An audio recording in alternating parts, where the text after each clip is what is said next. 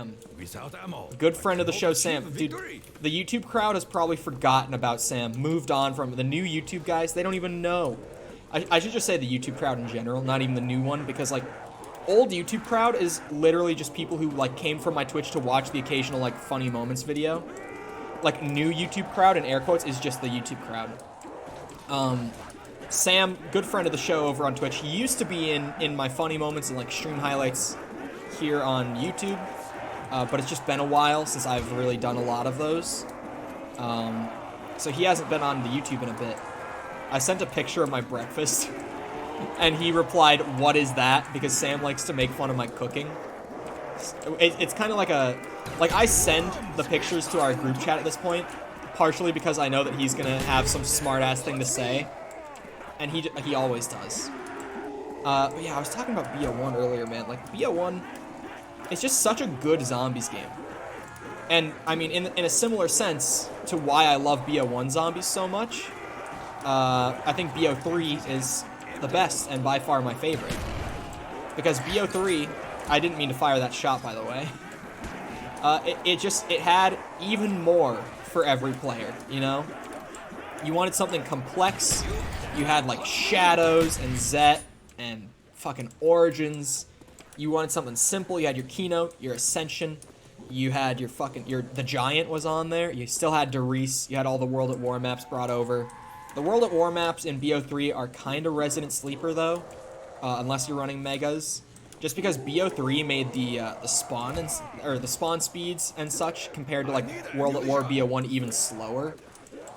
So at least when I go and play the World at War maps on BO3, I know I'm a bit sleepy. I'm not having, you know, a thrilling experience, but hey, it's there if that's your thing. When was the last time I packed the CZ75s, dude? Ignore my aim. It's a good thing I'm not playing this live. I don't have to have Twitch chat making fun of my aim the whole time, giving me Papega gun, Papega aim, all that shit.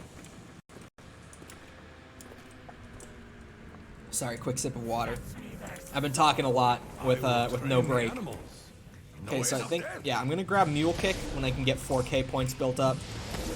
And then, we'll spin the box for Python and pack that, and then it'll be like, we got the dream set up at that point.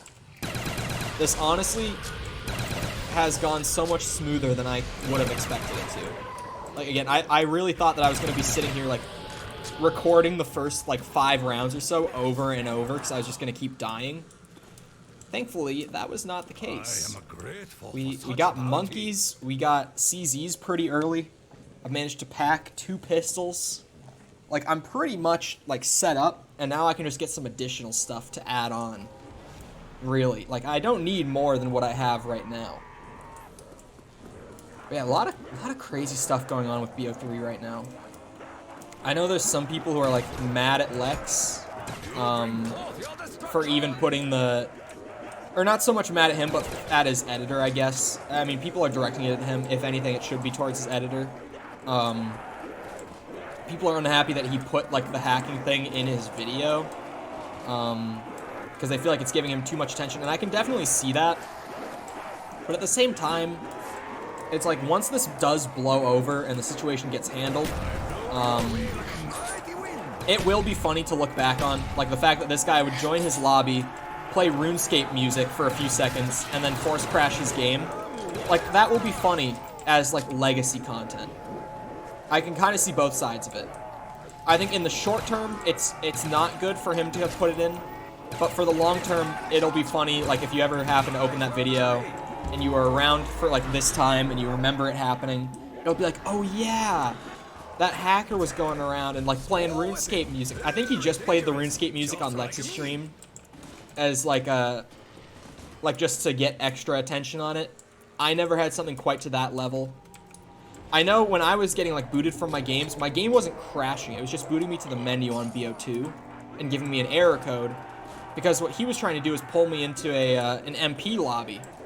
And he told me this in chat. He just point blank told me about it. He was trying to pull me to an MP lobby. But I don't have multiplayer for BO2 installed on my PC. So when it would try to join an MP lobby, and the way that he was doing it was through Steam's, like, friend ID system, an invite system, So it would be like the lobby that you're trying to join. I can't remember the error code it was giving me. It was something about like you cannot.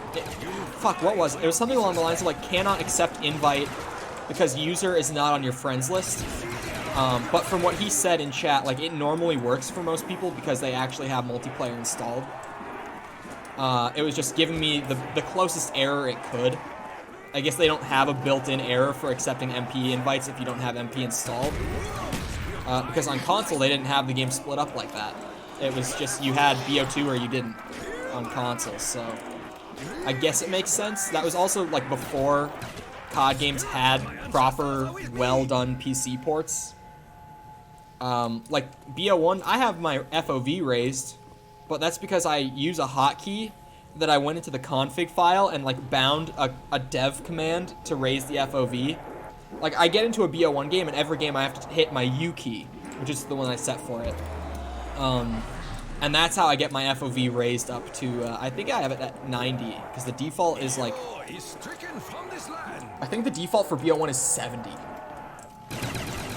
It might even be like, dude, World at War, if you don't use the console or you don't have a hotkey set up for it like I do, World at War has the worst FOV. Like, holy shit. I'm pretty sure by default, World at War's FOV is 55.